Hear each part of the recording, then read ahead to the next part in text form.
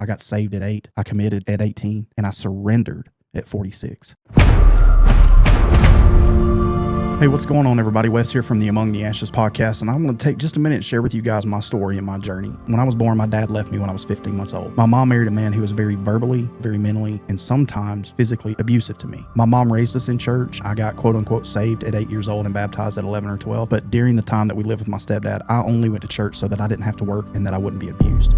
I didn't live my life for Christ in any kind of way, even though I called myself a Christian. One night at 18 years old, God woke me up and spoke to me through a friend, and I gave my life to Jesus at 18. So I got saved at 8. I gave my life to Jesus at 18. From 18 to about 33, 34, my wife and I had a student ministry. We were full-time for 10 years and worked part-time for some of those years. And towards the end of that, we felt God leading us in a different direction. Before we were getting ready to resign, I experienced church hurt. And I wanted to just take some time away. I didn't want to go to church. I didn't want to be involved in anything. I didn't want to preach or minister or anything like that.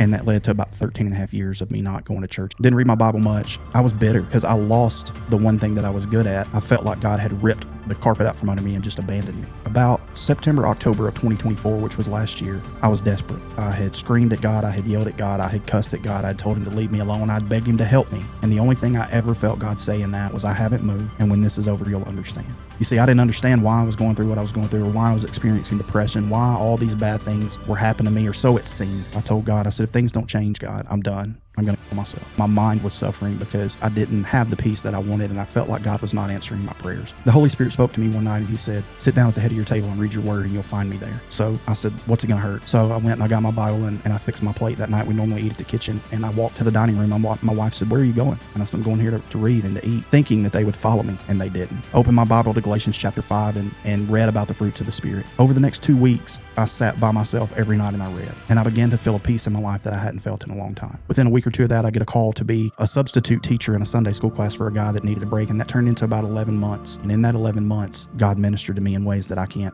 explain. Most importantly, the depression was gone. The will to live was back. I can't explain it. I can't tell you how it happened other than I applied the fruits of the Spirit in my life. I found love in the class that I was in. I found peace in my mind. I found patience with people. I was no longer angry. And I had a lot of bad things happen. Within 2 to 3 weeks of me sitting down to start reading my Bible, I wrecked my truck. I got bit by a dog. I broke my computer and my phone. Normally these things would have sent me spiraling out of control, but I found the love and the peace of Jesus that I'd heard about my entire life. And at 46 years old, I surrendered to Jesus. You see, so many times we give our lives to Christ and we think that, hey, we're fixed, we're done, we're moving right along. And that may be the case for some people. But remember, I said I got saved at 8, I committed at 18, and I surrendered at 46. It doesn't matter that we've given our life to him and we walked away. God absolutely wants you. I promise you, God is a God worth serving. So go out, keep your heads up, crush today, and remember, we love you. See you next time.